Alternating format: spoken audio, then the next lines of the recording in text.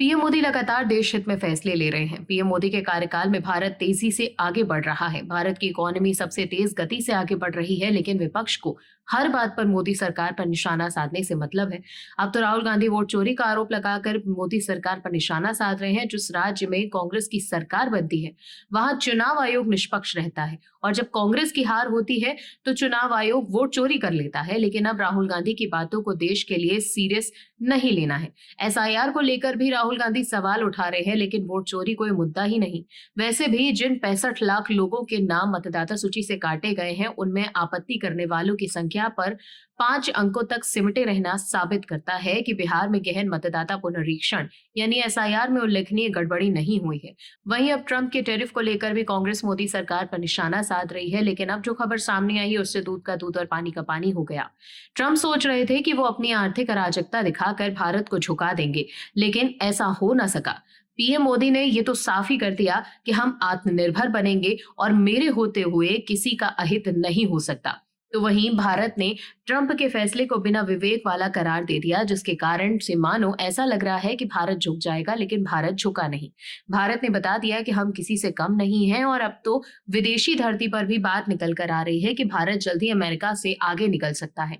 ये खबर कांग्रेस के लिए करारा जवाब है, जो ट्रंप की टैरिफ को लेकर मोदी सरकार पर निशाना साध रही थी। क्या है पूरी खबर, बताते हैं आपको इस रिपोर्ट में। दर्शकों, वैश्विक परामर्श कंपनी EYE की रिपोर्ट के मुताबिक भारत 2038 तक खरीद शक्ति समानता के आधार पर दुनिया की सबसे बड़ी अर्थव्यवस्था बन सकता है। उस समय भारत का सकल घरेलू उत्पाद यानी GDP 34.2 ट्रिलियन अमेरिकी डॉलर्स तक पहुंचने का अनुमान है।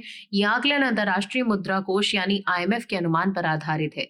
EYE ने यह कहा कि IMF की रिपोर्ट के अनुसार भारत 2030 तक 20.7 ट्रिलियन डॉलर की अर्थव्यवस्था तक पहुंच सकता है।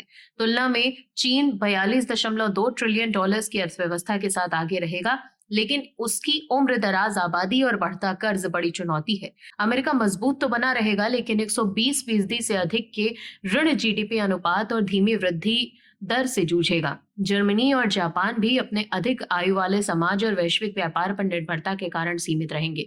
भारत की बड़ी ताकत इसका युवा जनसंख्या प्रोफाइल है। 2025 में भारत की औसत आयु 28.8 वर्ष है।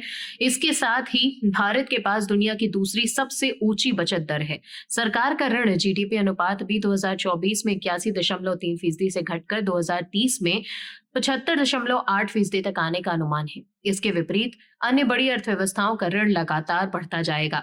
EYE इंडिया के मुताबिक निजी सलाहकार DK श्रीवास्तव ने यह कहा है कि भारत की युवा और कुशल कार्यशक्ति, ऊंची बचत और निवेश दर और तुलनात्मक रूप से टिकाऊ ऋण प्रोफाइल वैश्विक अस्थिरता के बीच भी तेज विकास बनाए रखेगी। उन्होंने आगे कहा कि भारत अगर महत्वपूर्ण तकनीकी क्षमताओं को विकसित करने और लचीलापन बढ़ाने पर ध्यान देता है तो 2047 तक विकसित भारत का सपना पूरा हो सकता है। EYE की रिपोर्ट के मुताबिक भारत 2028 तक बाजार विनिमय दर के आधार पर जर्मनी को पीछे छोड़ेगा और दुनिया की तीसरी सबसे बड़ी अर्थव्यवस्था बन जाएगा। रिपोर्ट में यह भी कहा गया कि अमेरिका की तरफ से लगाए गए टैरिफ का असर भारत की GDP के 0.9% तक हो सकता है, लेकिन उचित कदम उठाने पर इसकी चोट विकास दर तक सिर्फ 0.1% अंक तक सीमित रहेगी। दर्शकों, एक खबर को शेयर कर कांग्रेस की प्रवक्ता सुप्रिया श्री ने एक्स पर लिखा कि अमेरिका टैरिफ का असर दिखाना शुरू हो गया है। बड़ी फैक्ट्रियों ने उत्पादन में कटौती शुरू कर दी है, जिसका सीधा असर नौकरी और निवेश पर होगा। चमड़ा उद्योग भी चपेट में आया। कानपुर से इस ग्राउंड रिपोर्ट में सच सामने आया है, लेकिन जो खबर सामने आई उसके मुताबिक 2047 तक विकसित भारत का सपना पूरा हो सकता है। Bureau report OMH news.